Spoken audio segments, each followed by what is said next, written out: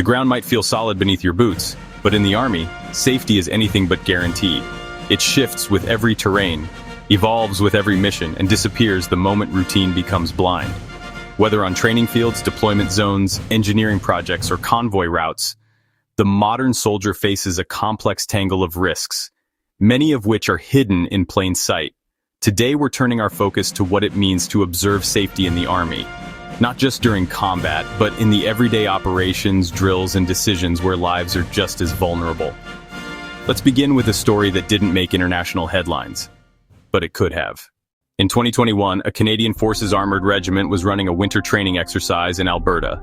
Temperatures dropped to minus 32 degrees Celsius. The mission was to simulate cold weather defense positions, requiring soldiers to dig in, operate vehicles, and conduct patrols over 48 hours.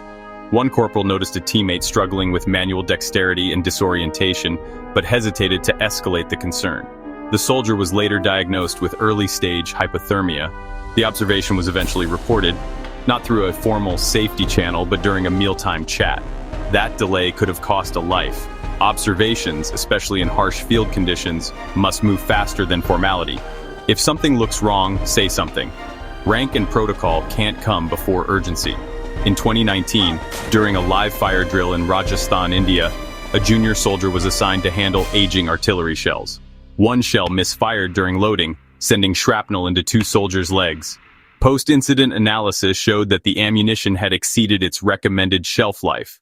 A technician had flagged it weeks earlier, but the memo was filed under routine inspection. No urgency was attached. It was never pulled from inventory. In the Army, routine can be the most dangerous word. Globally, ground forces report some of the highest injury rates across military branches, not just from combat, but from training and transport. A 2023 NATO safety review noted that over 70% of non-combat military injuries in ground forces occurred during exercises, drills, or logistical operations. In the US, Fort Bragg reported 17 non-combat fatalities over a 2-year period, linked to parachute training, vehicle rollovers, and accidental discharges. One such incident involved a Humvee rollover during a convoy exercise. The driver, fatigued from a 16-hour shift, lost control during a sharp turn. The vehicle tipped, pinning the passenger's leg. A follow-up investigation found that several soldiers had expressed concern about the schedule, but felt pressure to push through. Silence, once again, became part of the risk. It's not just operational tempo, it's infrastructure too. At a training facility in the UK, an exposed electrical box near a mobile shower unit sent a jolt through a soldier's hand. It was later discovered that the box had been damaged and repaired multiple times without full replacement. Previous observations had been noted, but always deemed minor. No one had made the call to escalate. When near misses stack up, someone's luck eventually runs out. In 2022, during basic training in Nigeria, a recruit collapsed after a forced march in extreme heat. His teammates had noticed him swaying and struggling to speak, but assumed it was standard fatigue. By the time a medical officer was alerted, his temperature had reached critical levels. He recovered, but the incident prompted the Army to roll out a new hydration observation protocol across all training camps. Heat stroke isn't about toughness, it's about physiology, and heat doesn't negotiate with pride. But perhaps no Army hazard is more overlooked than transport safety. Military vehicles, from troop carriers to supply trucks, are involved in thousands of incidents annually. In 2020, a Canadian Forces investigation revealed that nearly 40% of all internal injuries came from transport-related events, rollovers, unsecured gear, brake failures, or visibility issues. In Afghanistan, a U.S. convoy moving through relatively safe terrain struck an abandoned roadside barrier. The lead vehicle's suspension failed, causing a chain reaction crash that injured 3 soldiers. A corporal had flagged the worn suspension during morning checks, but with time constraints, the report was logged without action. Too often, timing trumps caution. Then there's the issue of PPE. Not availability, but usage. Soldiers often modify or forego protective equipment based on comfort, speed, or cultural habit. Helmets get unbuckled because they chafe the skin during long marches. Ear protection gets skipped because it interferes with radio clarity. Gloves are tossed aside to better handle tools or weapons. The reasoning often sounds practical in the moment. And culturally, some of these shortcuts are even normalized as signs of toughness or experience. According to a 2022 internal audit of the Canadian Forces, Improper PPE use contributed to 31% of preventable training injuries. In the U.S. Army, a 2020 study found that among reported eye injuries, over half occurred while soldiers had access to eye protection, but weren't wearing it. During a training scenario in Australia's Northern Territory, a sapper failed to wear his eye shield while using a grinder to cut through steel rebar. The rebar slipped and the grinder kicked back, slicing across his eyebrow. He required 18 stitches. A fellow soldier later admitted, "We just didn't want to slow down." Speed doesn't save time if it leads to injury. And what about construction operations? Army engineers routinely build roads, bridges, and camps under pressure. In 2023, during a flood response deployment in Eastern Europe, soldiers erecting a temporary bridge worked 14-hour shifts in rotation. On day 4, a fatigue-induced error caused a misalignment in the decking.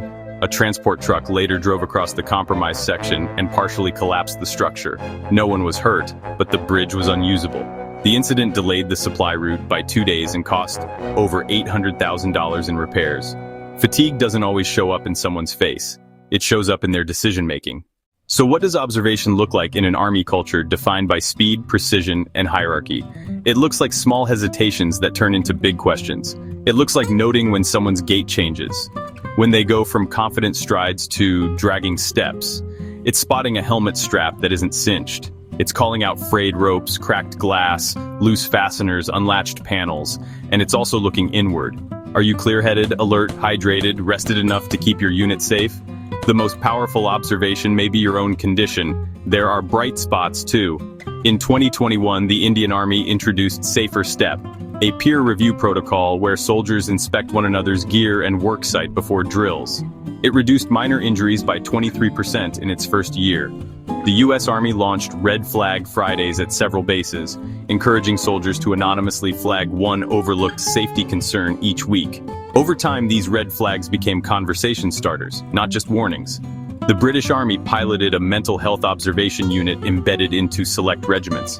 Peer liaisons trained in psychological first aid now conduct informal check-ins before and after deployment. And across all branches, there's growing support for integrated safety observers. Embedded roles where one soldier in every unit is tasked not with enforcement, but with real-time observations and reporting. Because sometimes just knowing that someone is watching, really watching, keeps the edge sharp. The Army will always carry risk, but when every member owns the responsibility to observe, those risks become manageable, survivable, preventable. So to every soldier out there, and every civilian support worker who trains beside them, here's what we ask. What did you see that others didn't? Thank you for your service, in uniform, in support roles, and in the families who stand behind those who serve. At Safety Smart HQ, we deeply appreciate the sacrifices made not only by Army personnel, but also by their loved ones and home communities. If you've served in the Army or supported ground forces in any capacity, we invite you to share your experiences in the comments. Your story could help someone else come home safer. Don't forget to subscribe, because in our next episode, we'll take flight, shifting focus to aircrew, ground support, and everything safety related in the Air Force. Until then, stay alert, stay connected, and stay safe.